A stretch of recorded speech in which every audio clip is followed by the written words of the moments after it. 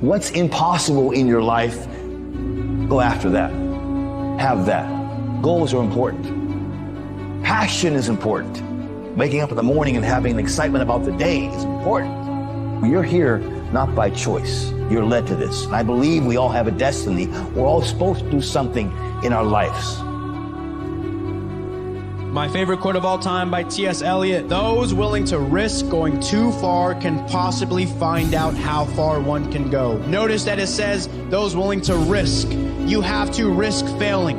You have to risk getting mocked. You have to risk your safety and security if you want to find out how far you can go. If you want to find out how many lives you can touch. If you want to find out what it tastes like at the top, you have to be willing to risk going too far. And that's what's painful, is that it takes more effort to start in the beginning, and more people are right about the fact, they're like, hey, you're not going to hit it big. And guess what? A month in, you're not. But they're only measuring on months. And at 6 months, you're also not going to hit it big yet. And they're going to be like, I'm still f***ing right. And at a year, you're still not going to hit it big. And they'll still be f***ing right. And every day that you haven't hit it, they're going to feel like they were right. But they're wrong, because they're measuring in days and you're measuring in decades. To get anywhere in life, you have to work extremely hard and you have to be disciplined. If you wanted to be a great piano player, there's no drug you can take, there's no self-help book, there's no guru. You got to spend 5 years, 10 years learning it until it becomes something that's second nature. There are no shortcuts. You see after a few years that an incredible pleasure happens where now you have mastery of this piano and you can play things you could never play before. Suddenly the whole thing opens up, this whole new universe. And that's the paradigm for everything meaningful in life. If you learn something well, if you learn a craft and you master it, it can bring you a far greater pleasure than any kind of drug or any kind of going out to a party or socializing. But you have to be patient and you have to not be afraid of boredom. You have to not be afraid of the effort.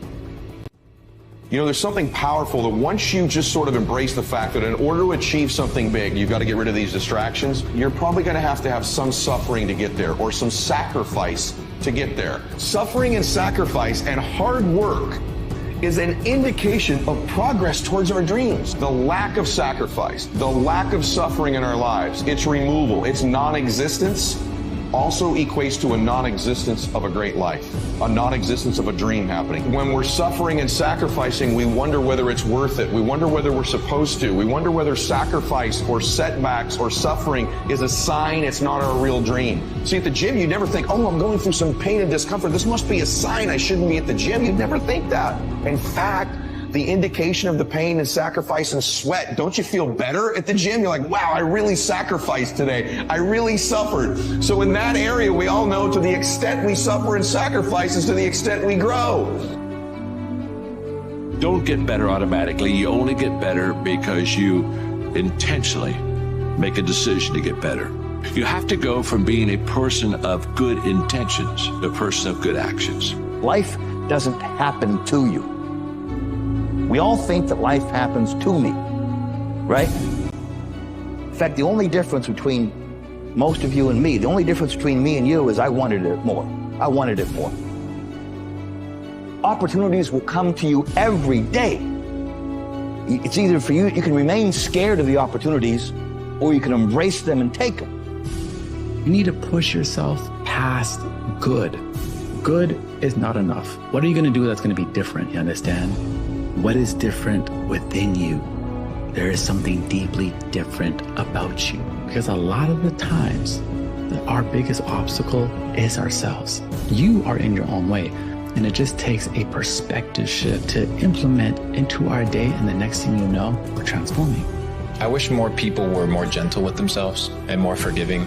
You don't have a lot of people in life that are going to come and fight for you. It bothers me to my core when I see people be negative on themselves, be hard on themselves, not be a fan of themselves. If you're not a fan of yourself, nobody's going to be a fan of you. If you don't fight for yourself, nobody's going to fight for you. It really bothers me, the victim mentality that people have. And if you can escape that victim mentality, you can tap into the opposite side, which is hope.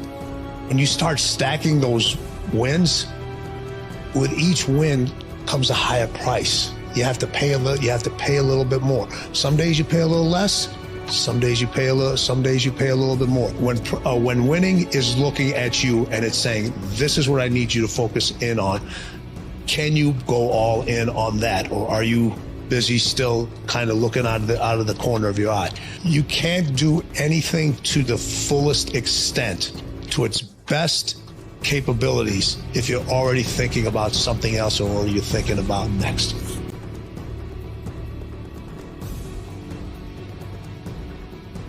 Because if you wanted it bad enough, you'd make it happen.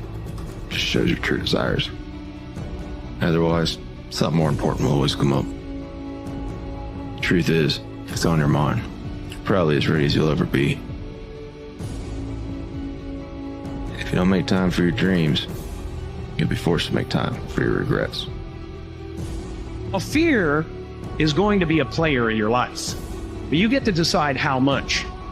You can spend your whole life imagining ghosts, worrying about the pathway to the future, but all there will ever be is what's happening here, and the decisions we make in this moment, which are based in either love or fear.